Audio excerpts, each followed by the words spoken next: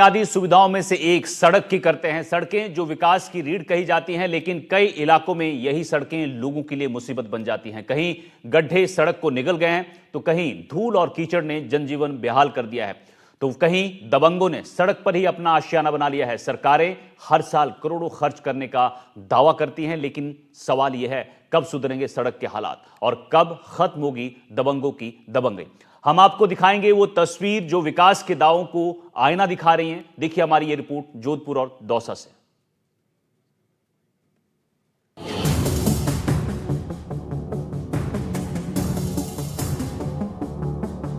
सड़कें जो विकास की रीढ़ कही जाती हैं, लेकिन कई इलाकों में यही सड़कें लोगों के लिए मुसीबत बन चुकी हैं।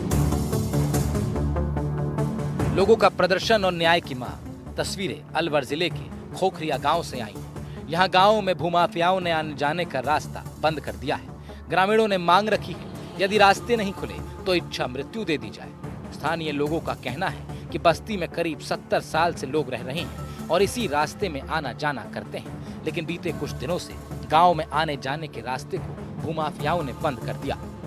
अपनी ये 25 फुट अपने रास्ता निकलता है, जो कि ये जेडी अप्रूव्ड कॉलोनी है 184/3 में, और अपने ये इधर एग्रीकल्चर में आ जाती है। ये खसरा नंबर 187 है। इसमें से हम आपको प्रमाण सहित बता सकते हैं, इसमें 58 और 28 इसके बीच में जो ये रास्ता निकल रहा है। अब हमने पूरे तफ्तीश के अनुसार पता किया है, पटवारी साहब को लाकर, ये इसका जो घर बना है इनलीगल तरीके से बनाया गया है। अभी हमें जस्ट मालूम चला है, तो इसके पीछे ये राज था और उसने पूरी अपनी ताकत लगाई, तो ताकत के जोर पर ये कार्य नहीं चलेगा। आखिर न्याय सरकार को करना पड़ेगा इस मामले में। हम इसीलिए दरख्वास्त करते हैं और हमें प्रमाण सहित हम बोलेंगे। ये हमने प्रतिलिपि लाई है, इसमें अगर झूठ है तो हमें धन्यवाद। एक चीज बताइए, आपने तो इच्छा मृत्यु तक मांग ली। हमने मांगी इसलिए कि क्योंकि हमने सभी जगह कानून के दायरे में रहकर हमने चाहा कि हमें शायद न्याय मिल जाएगा। 70 साल पुराना है और यहाँ से हमारे बडेरे भी गुजर गए। हम लोग यहाँ से बसीवान है, ये तो कल आके बसा है यहाँ पे, तो कल का आया हुआ, इसको कैसे रास्ता मिलेगा? धनी बन के बैठ गया। जाते हम बोलते कि आप ये रास्ता क्यों बंद कर रहे, तो कहते हैं तुम नीच जात के हम नहीं निकल देंगे यहाँ से। नीच सांसी जात को हम यहाँ से नहीं निकला जाएगा। पत्थर मारते, शराब पी के आते हैं 3-4 जने, गलत बोलते हैं, चोर बनाते हैं हमारे। तमाम वो महिलाएं हैं इस क्षेत्र की जिनको ये आरोप है कि हम लोग यहाँ से गुजरते हैं तो गुजरने नहीं दिया जाता, पत्थर फेंकते हैं, गालियां देते हैं। किस तरह की समस्या आती है आप लोगों को? बहुत दुखी है हम तो, हमें रास्ता चाहिए।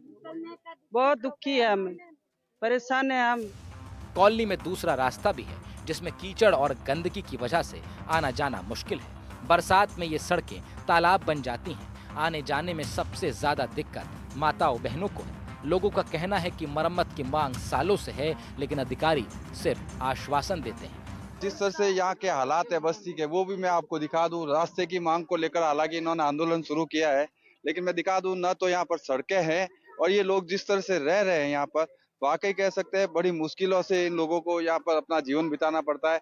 आप देखिए, कहीं सीवरेज नहीं है, कहीं जो है नाले जो है कीचड़ पड़ा हुआ है। पिछले दिनों जो बारिश आई थी, उस बारिश के कारण से अभी तक लोगों के घरों में कीचड़ जमा है। सड़कें में आप देख सकते हैं किस तरह से सड़कें हैं, जो गड्ढे में आप देख सकते हैं अपना जीवन बिता रहे हैं। कह सकते हैं ये लोग अपना संघर्ष कर रहे हैं, लेकिन संघर्ष के साथ साथ अगर बात की जाए, वो दृश्य है, देखिए आप कैसे ये लोग रह रहे हैं।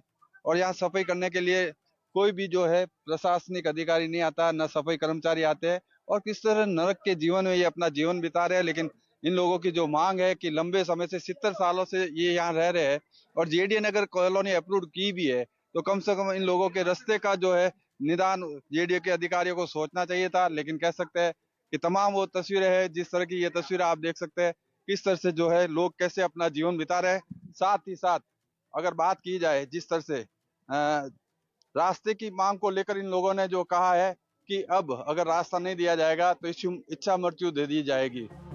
जोधपुर के बाद बात दौसा की करें। यहाँ भी कुछ दबंगों पर सरकारी जमीन पर कब्जा करने का मामला सामने आया। न्याय की मांग को लेकर ब्राह्मण गाडरवाड़ा गांव के ठाकुर जी मंदिर के पुजारी भगवान की मूर्ति को लेकर कलेक्ट्रेट पहुंचे। उन्होंने मंदिर की जमीन पर पुजारी ठाकुर जी की मूर्ति के साथ कलेक्ट्रेट के अंदर झालर बजाते हुए दाखिल हुए। वो सब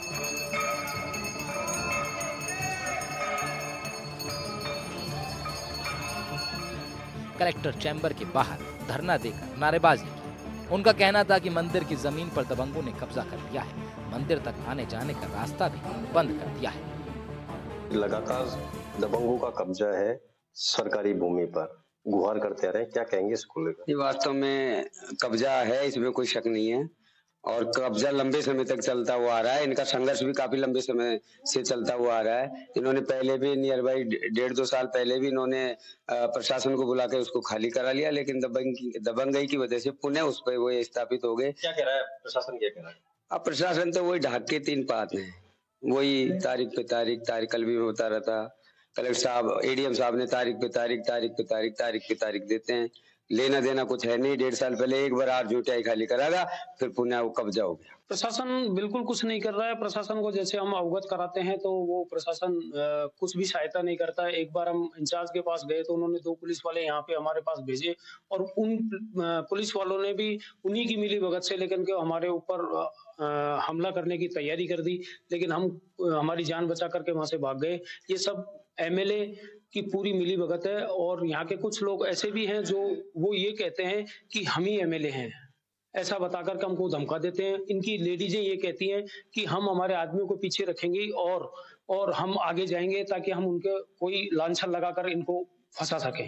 क्या कहेंगे कि क्या कार्रवाई होनी चाहिए? कलेक्टर क्या हमको न्याय मिलना चाहिए, जो सवाईचक भूमि है उसको खाली करवाया जाए प्रशासन के द्वारा। हमने काफी बार अवगत भी उनको करवा दिया है, पर दबंगियों के कारण और स्थानीय विधायक के कारण ये खाली नहीं हो पा रही। हमने पिछली फसल भी किसी तरह नहीं बोई है और अभी भी हमारी जमीन खाली पड़ी हुई है।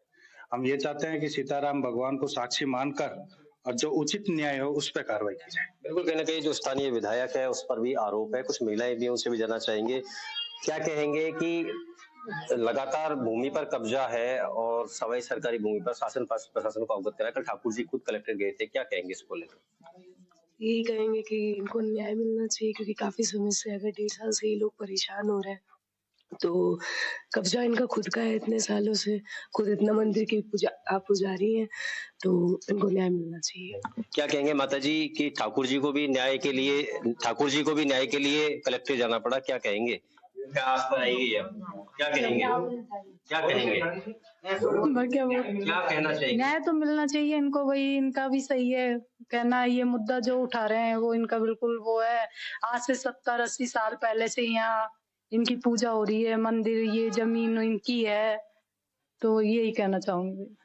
अनोखा प्रदर्शन रहा है कि ठाकुर जी खुद न्याय मांगने के लिए गए, इसको लेकर। हाँ, तो अब अगर प्रशासन कुछ नहीं करेगा तो ठाकुर जी को ही जाना पड़ेगा ना, ये है। बिल्कुल। और कुछ माता जी भी आपसे भी जानना चाहेंगे माता जी कि लंबे वक्त से लगातार सरकारी भूमि पर कब्जा किया जा रहा है, क्या कहेंगे इसको लेकर, क्या कहना चाहेंगे आप? परेशानी यही है कि हमारे यहाँ रास्ता सब बंद हो रहा है। आवाजावा कौन दे, साधन कौन आवाजावा दे, और जमीन में कब्जा कर रहा है। क्या कहेंगे प्रशासन को, क्या कहना चाहेंगे? सरकार को कुछ कहना चाहेंगे आप? हाँ, क्या कहना चाहोगे? ये कहना चाहेंगे कि भाई इनको का हिस्सा हुआ, न्याय दो। दौसा में रियलिटी चेक के दौरान पता चला कि दबंगों ने लंबे समय से सरकारी जमीन और रास्तों पर कब्जा किया हुआ है। प्रशासन ने ग्रामीणों को न्याय का आश्वासन दिया है। पुजारी की मांग है कि मंदिर की जमीन से अतिक्रमण हटाया जाए। सरकारों को समझना होगा कि सड़क सिर्फ पत्थर और डामर नहीं है, ये जनता की उम्मीदों की डोर है, और जब यही डोर बार बार टूटती है तो भरोसा भी बिखर जाता है। अब वक्त है कि सड़कों के साथ सिस्टम भी सुधरे। जोधपुर से अरुण हर्ष, दौसा से देवेंद्र सिंह नरुका की रिपोर्ट, एनडीटीवी राजस्थान के लिए।